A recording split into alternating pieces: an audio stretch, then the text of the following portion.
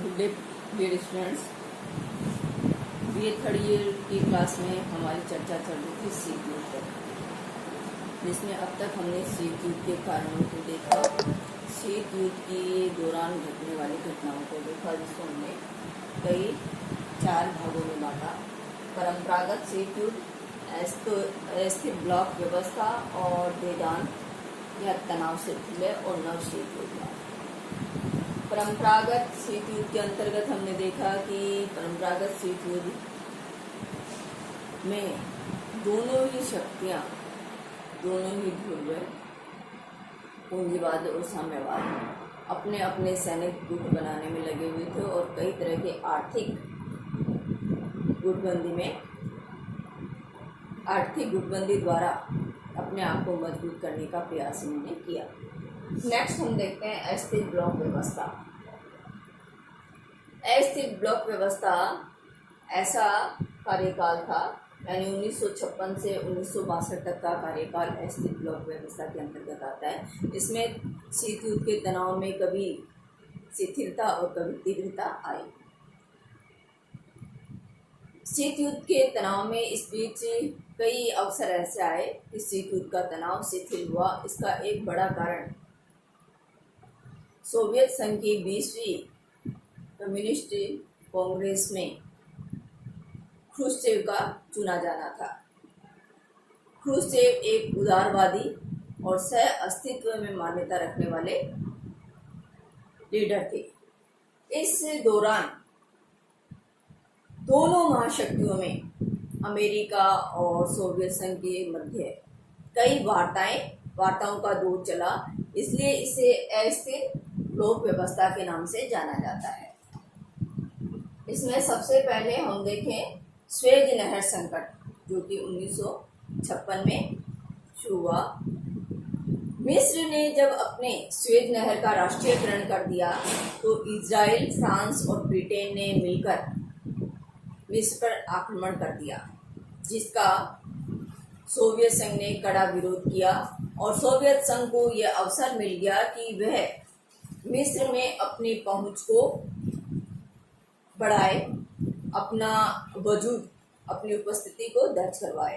अतः सोवियत संघ ने इन तीनों राष्ट्रों को, इजराइल, फ्रांस और ब्रिटेन को धमकी दी कि वे मिस्र से अपनी सेनाएं हटा ले, वरना वे सोवियत संघ उनके खिलाफ कार्रवाई करेगा। और अमेरिका भी चाहता था कि रूस का हस्तक्षेप इस क्षेत्र में ना बढ़े।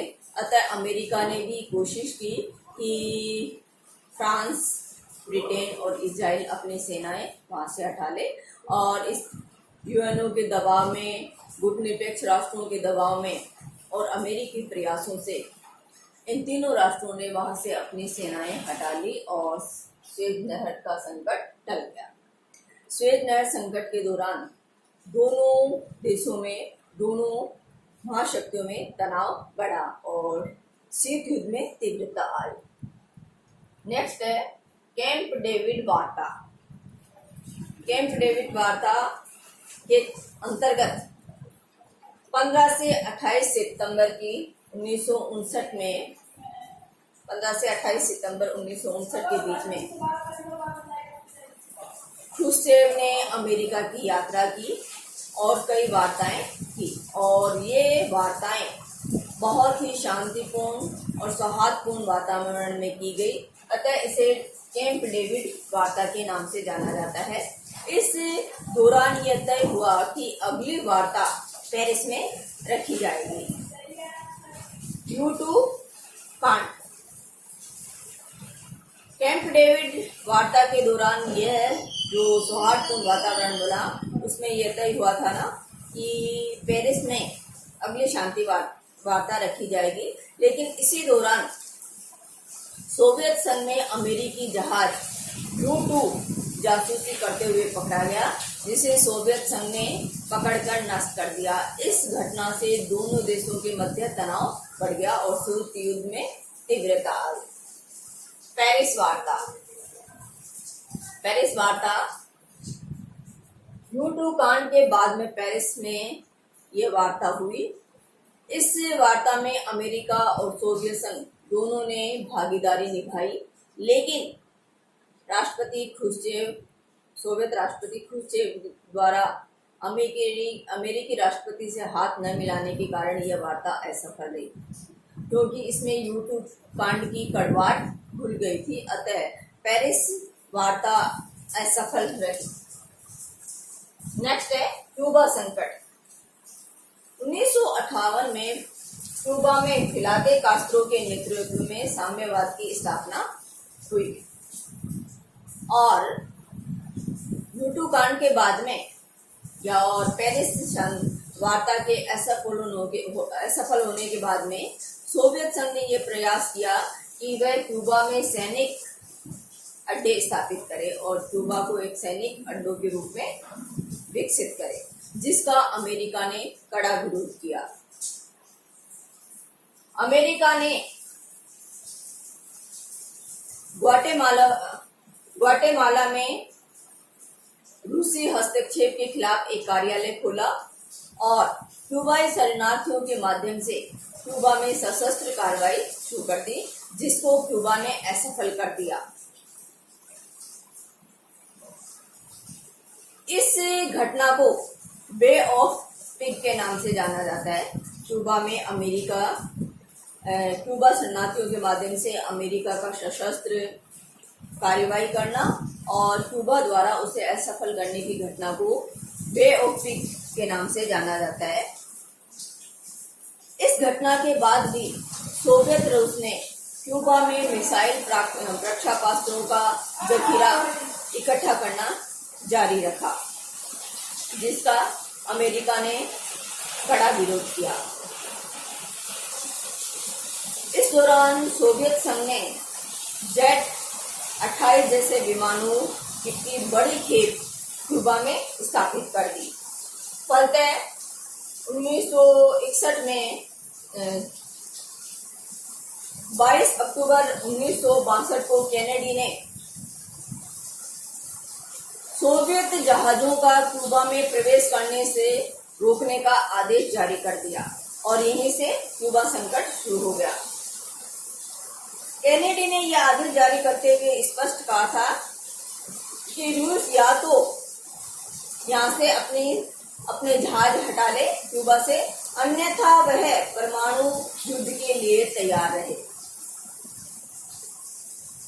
28 अक्टूबर को यूएनओ के प्रयास से और गुटनिरपेक्ष राष्ट्रों के सहयोग से, उनके प्रयासों से 28 अक्टूबर 1962 को क्रुश्चेव ने क्यूबा से अपने जहाज हटाने की शर्त स्वीकार कर ली और ये क्यूबा संकट टल गया। क्यूबा संकट टलने के पीछे दो मत प्रचलन में है, लेकिन सर्वमान्य या सबसे ज्यादा प्रचलित मत ये है कि सोवियत राष्ट्रपति क्रुश्चेव ने दूरदर्शिता और उदारता का परिचय देते हुए क्यूबा से अपने जहाजों को हटाना स्वीकार कर लिया, जिससे विश्व एक बड़ी विभीषिका, तृतीय विश्व युद्ध या परमाणु युद्ध की विभीषिका से बच गया। क्यूबा संकट का अंतर्राष्ट्रीय राजनीति पर गहरा प्रभाव पड़ा। ये प्रभाव किस तरह था? सबसे पहला कि क्यूबा संकट ने प्रतिरोध का संतुलन और भय का संतुलन की अवधारणा को स्पष्ट कर दिया, जिसे मॉर्गेन्थो ने स्वर्ण युग की शुरुआत कहा है। क्यूबा संकट ने परमाणु निशस्त्रीकरण के खतरे को जगजाहिर कर दिया। फलतः परमाणु निशस्त्रीकरण हेतु प्रयास जोर पकड़ने लगे और परमाणु निशस्त्रीकरण को बढ़ावा मिला। क्यूबा संकट ने वेदांत व्यवस्था की भी शुरुआत कर दी।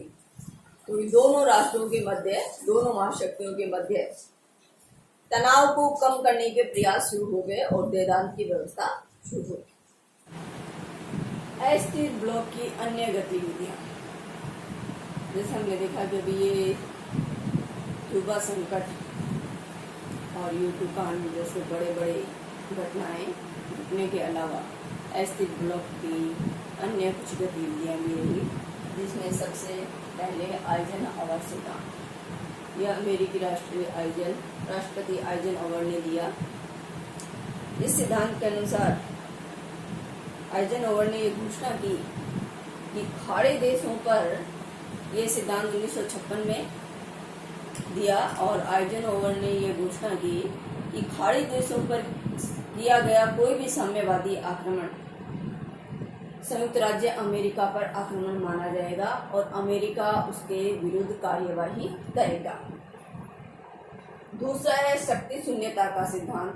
शक्ति शून्यता का सिद्धांत भी राष्ट्रपति आइजनहॉवर ने दिया, और इसके अंतर्गत आइजनहॉवर ने ये कहा कि दुनिया में सभी जगह, लगभग सभी जगह अमेरिका को अपने सैनिक अड्डे बनाने चाहिए, और खासकर उन स्थानों पर जो कि ब्रिटेन ने खाली किए हैं, यानी ब्रिटेन ने के उपनिवेश, जहाँ पहले जो ब्रिटेन के उपनिवेश थे और वो स्वतंत्र हो गए, वहाँ जो शक्ति शून्यता आई उसको भरने का कार्य इसमें आइजनहॉवर ने इस सिद्धांत के तहत दिया, और ये माना कि इन सभी स्थानों पर अमेरिका को अपने सैनिक अड्डे बनाने चाहिए। और डियागो गार्सिया जैसे सैनिक अड्डे अमेरिका की इसी नीति का परिणाम थे। इस नीति को पैक्स अमेरिकन नीति कहा गया।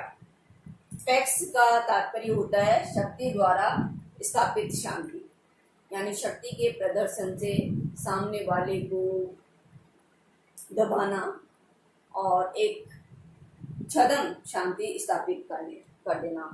इस पैक्स शक्ति सिद्धांत के तहत अमेरिका, ब्रिटेन और सोवियत संघ ने अपने अपने गतिविधियां चलाई, जो कि अपने अपने गुटों के अंतर्गत थी। नेक्स्ट है हंगरी में हस्तक्षेप।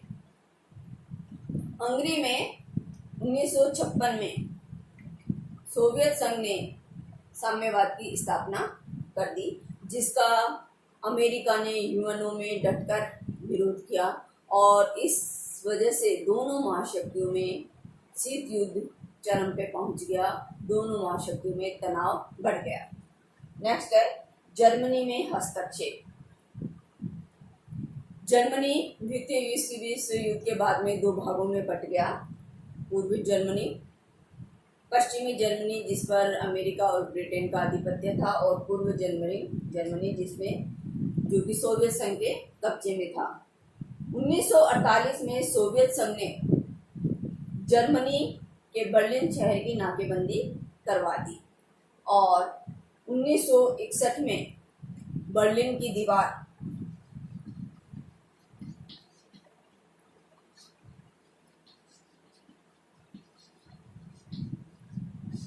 यह नाकेबंदी 1961 में बर्लिन की दीवार में परिवर्तित हो गई, और बर्लिन के चारों ओर पूर्वी बर्लिन को दीवार से घेर दिया गया, और इस घटना से दोनों महाशक्तियों में तनाव चरम पर पहुंच गया।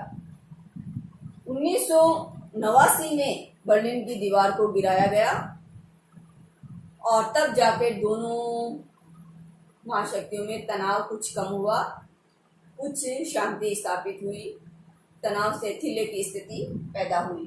3 अक्टूबर 1990 को जर्मनी का पूरी तरह एकीकरण कर दिया गया।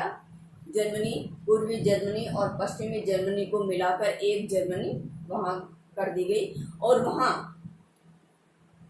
संघात्मक संसदीय शासन व्यवस्था, निर्वाचन पद्धति, स्वतंत्र निर्वाचन के माध्यम से लोकतांत्रिक शासन प्रणाली, जिसमें संघात्मक संसदीय शासन व्यवस्था को अपनाया गया।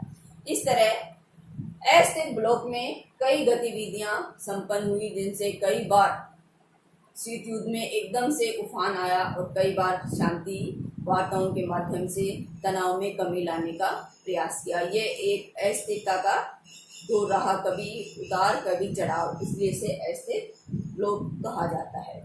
और अस्थिर ब्लॉक में ये सारी गतिविधियां अमेरिका और सोवियत संघ के बीच में संपन्न हुई, जिनसे शीत युद्ध बढ़ा भी, और कई बार शांति वार्ताओं का दौर भी चला, और इसने निशस्त्रीकरण की ओर दोनों देशों को कदम आगे बढ़ाने हेतु मजबूर किया।